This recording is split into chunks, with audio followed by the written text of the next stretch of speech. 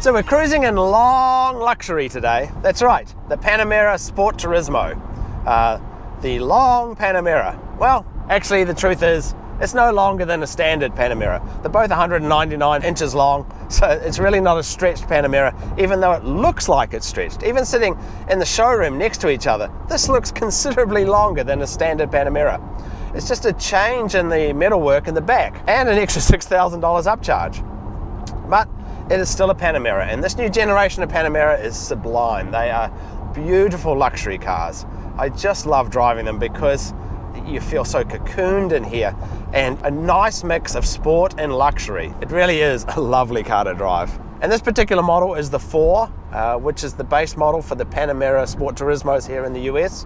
And even though it's a base model, still $100,000. But you get a lot of kit for the $100,000. And while it would be nice to review the upper models like everybody else does, this is the actual model that most people will buy, because this is all that you really need. Gone are the days where the base model Panamera felt a little underpowered.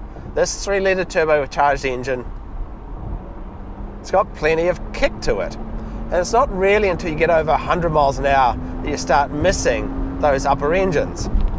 This is as fast as anyone will ever need to go, and this still has a top speed of over 160 miles an hour. So why pay more? Which is what most people will do. Most people will buy this model, or perhaps the S model. But still, $100,000 is a lot for a car, and there are plenty of other models in this price range. Porsche does things a little differently as usual, but this new layout that the Panamera has is really growing on me. The screens everywhere and the piano black. Well, the piano black certainly gets finger marks all over it. The control layout is really growing on me, and I'm looking forward to seeing this in the rest of the Porsche range in the next couple of years. And when we stop back at my place, we'll have a closer look at the rear end. But here's the secret. Well, it looks a lot larger, it really isn't. In fact, the cargo space is only up 4%. That's right. It's only a tiny increase in cargo space just because of that longer roof line. But it looks so much cooler, don't you agree? This car looks badass, especially in black. In fact, speaking of the colors, I've long complained that Porsche, particularly in the Panamera models, only comes in the most dull colors. And it's still true. I mean, 12 of the available colors are just variations on black, white, and gray. But suddenly they've introduced a couple of interesting colors. The purple, which is a special color, and one of the standard colors is now Mamba green. I'm not sure how many people are going to be brave enough to get such an in-your-face color. But there are 2 other colors that are not so in-your-face, and that's the dark blue and the burgundy. I really love this car in the burgundy. I hope that becomes a popular color. But at the end of the day, this is still a huge car. Sitting next to the 911, it looks like a giant. And it's a lot heavier as well. In fact, it's over 1,000 pounds heavier than a 911, which is like putting a piano, a grizzly bear, and a fat baby on the top. But that's fine. This is not a sports car. This is a luxury car with some sporting qualities. And it really does. You know, the seats are fantastic. The cabin is so quiet. The engine's so responsive. The steering still gives you a little bit of feedback, still feedback through the pedals. It is a lovely car to drive. And it's a car you can drive long distances comfortably in, both front and back seats. We'll have a look at the back seats shortly. They are a lovely place to sit as well, except for the center seat. That is one difference with this model, is that it's meant to be a 5-seater, which it really isn't. It's still just a 4-seater.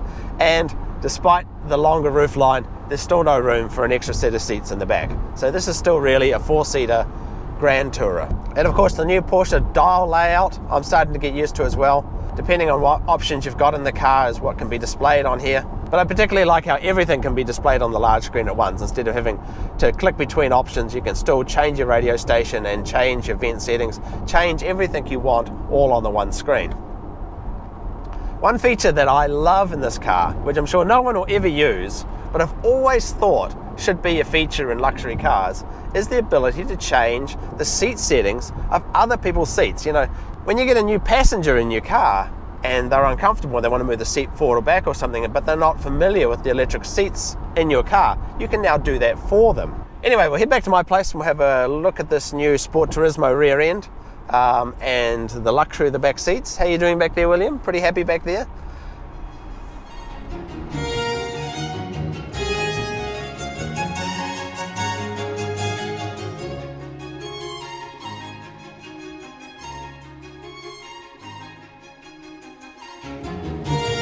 Okay, so here we are back at my place to have a look at the Queen Mary of Porsche vehicles, this ocean-going beast.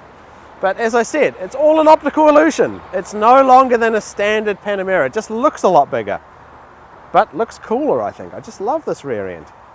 Badass. And of course, the difference here is that the trunk goes all the way down, so it's a lot easier to get things in and out. Open it up, and as you can see, perfect room for two gorillas. If you guys would mind stepping aside for 1 second, we'll have a closer look in here.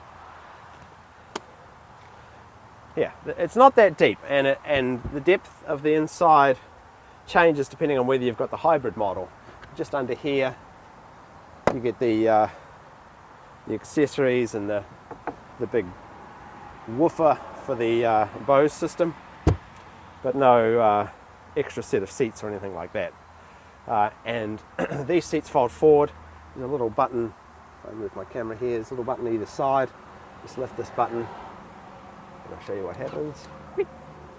And when I lift this button here, they all fall forward, like so. And then you can take this center unit out. I think you could stack about 9 dead bodies in there, no trouble. What do you think of the looks, Tui? Pretty smooth, huh? Okay, so let's take a look at the back seat. So into the back, and if you look, you can see the slope, the rake on these seats is fairly high, so it really supports your thighs. And I'll get in, and honestly, the rear seats is the place to be in a Panamera.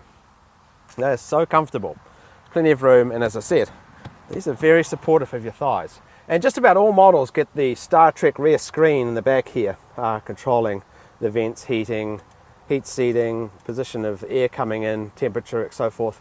And even this button here, which of course controls the sunshade above you. And just under here are outlets for charging devices. But the rear seat's quite luxurious, even in this base model. The upper models get screens and other toys. Yes, I'd be happy sitting in either of these seats. Nice and cushy, very comfortable. There's even a little cup holders, pass-through and everything. But for this model, they have added the 5th seat here, which is really a bit of a joke. It's highly uncomfortable. It's hard as a rock. You're sort of sitting up with your head touching the roof, and there is a seat belt, but man, this middle seat is a torture device for 5 or 6 miles only. Okay, sneak myself back into the front seat again.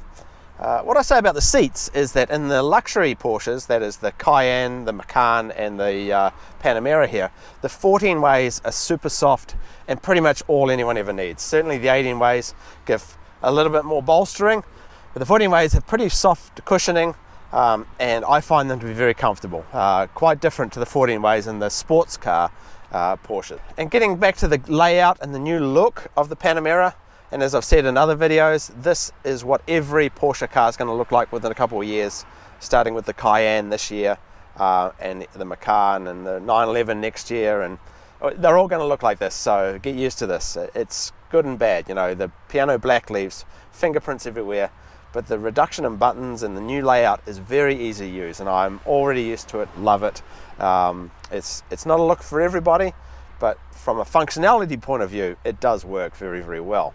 The only real complaint I've had while driving this car in the last couple of days has been a little bit of transmission snap in the four-wheel drive system when it's transitioning from power on to power off, and it's particularly noticeable when the engine stop-start system kicks in. Sometimes you can just be idling along and the engine stop-start will cut the engine and then realize you're still moving and start it back up again, and you'll hear these clink clunk clink clunks between the forward and rear transmissions. I think it's perfectly normal, but it just seems a little odd hearing those sorts of noises in such an upmarket car, that's all. The only other glitch I've had in this car is the navigation. For some reason, I think it's just this car keeps putting me way out to sea. Maybe it's just wishful thinking, dumping me out in the ocean. So that's my thoughts on the Sport Turismo. Really, you're not getting anything extra for your extra $6,000 or $7,000 you pay for the slightly different roof line on this car. You're certainly not getting any extra space. You're just getting easier loading in the back, but mostly what you're getting is a much cooler looking station wagon version of a Porsche Panamera. And who doesn't want a Porsche station wagon? Anyway, thanks for watching everyone. I'll see you in my next video.